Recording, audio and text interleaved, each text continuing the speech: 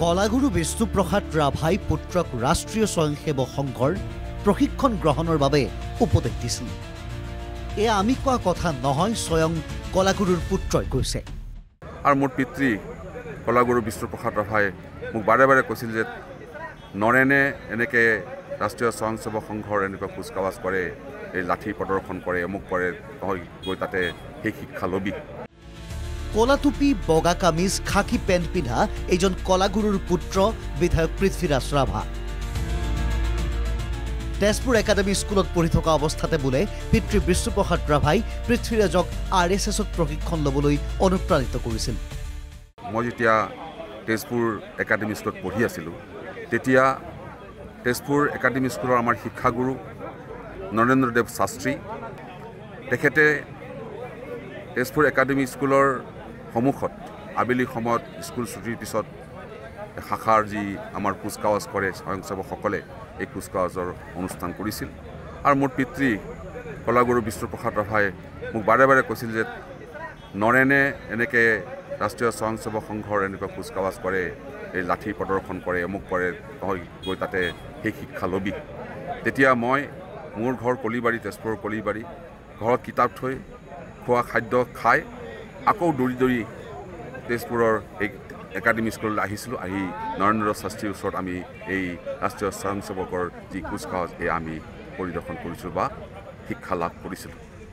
Communist পিতৃ RSSৰ দীক্ষা ল'বলৈ পৰামৰ্শ দিয়া বুলি দাবী কৰিছে বৰ্তমান আঞ্চলিকতাবাদী দলৰ বিধায়ক পৃথ্বীৰাজ ৰাভাই। সেই যেন পিতৃৰ সপোন পূৰণ কৰিবলৈকে এই ভেষ ধাৰণ কৰি অগপ বিধায়কজনে অংশ ল'লে RSSে তেজপুৰত আয়োজন কৰা প্ৰতিষ্ঠা দিৱসৰ কাৰ্যসূচীত। RSSৰ শপত বাক্য পাঠ কৰিলে অগপৰ বিধায়ক পৃথ্বীৰাজ ৰাভাই। আঞ্চলিকতাবাদক ধোঁৱা চাঙত তোলা অতুল বৰা, কেশৱ মহন্ত বাহিনীৰ অন্যতম সহযোগী হৈ উঠাত যে পৃথ্বীৰাজে কাৰ্পণ্য কৰা নাই, সেয়া তেওঁৰ কাৰ্যকলাপে প্ৰমাণ কৰিছে। পিছে স্বনামধন্য পিতৃয়ে পৃথ্বীৰাজক RSSত শৰণ ল'বলৈ দিহা দিয়া প্ৰসংগত প্ৰথমেই জাঙুৰ খাই উঠিল তেওঁৰ ভাতৃ হেমৰাজ ৰাভা।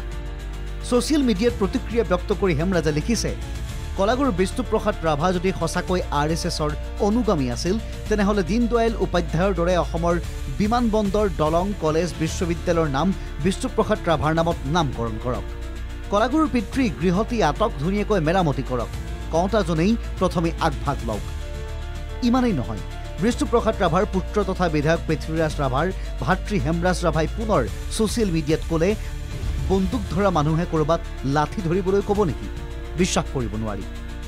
আনহাতে পৃথ্বীৰাজ ৰাভাই পিতৃৰ পৰামৰ্শৰে RSSৰ শিষ্যত্ব গ্ৰহণ কৰা বুলি দাবীত অন্যান্য লোকেও ছ'চিয়েল মিডিয়াত প্ৰতিক্ৰিয়া ব্যক্ত কৰিছে। তদুপৰি ভাৰতীয় গণনাট্য সংঘৰ সক্ৰিয় কৰ্মী সোণেশ্বৰ নৰহে অসমৰ আপোচহীন আদৰ্শৰ প্ৰতীক সৈনিক শিল্পী বিষ্ণুপ্ৰসাদ ৰাভাৰ আদৰ্শ বিকৃত কৰাৰ অধিকাৰ পুত্ৰ পৃথ্বীৰাজ ৰাভাৰ নাই বুলি মন্তব্য কৰে। ৰাজনৈতিকভাৱে আদৰ্শভ্ৰষ্ট পৃথ্বীৰাজ ৰাভাই অসমৰ আপোচহীন আদৰ্শৰ প্ৰতীক সৈনিক শিল্পী বিষ্ণুপ্ৰসাদ ৰাভাৰ নামত কালিমা খনাৰ অধিকাৰ নাই। জুবিন গাৰ্গে প্ৰেছক্ৰাইব কৰি থৈ যোৱা মহান পুৰুষ অসমৰ বৰেণ্য যি শিল্পী সৈনিক শিল্পী বিষ্ণুপ্ৰসাদ ৰাভাৰ আদৰ্শৰ প্ৰতি যদি অসমৰ যদি শক্তি ধাবিত হয়, তেন্তে এনেকুৱা কোনো সাম্প্ৰদায়িক কোনো ৰাজনীতি অসমৰ পৰা আচলতে গুৰি ছিঙি আচলতে নাইকিয়া হৈ যাব।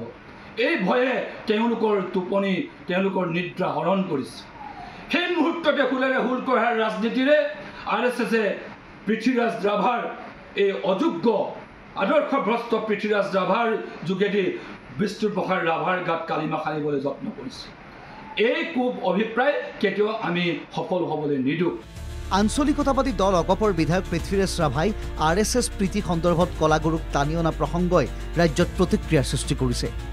ৰাভাৰ বাবে কৰণীয়খিনিত তিলমানো গুৰুত্ব নিদি কেৱল এই কথাষাৰি সৰুগত কৰা বুলি পৃথ্বীৰাজ ৰাভাক বহুতেই সমালোচনাও কৰিছে। Bureau report NKTV+।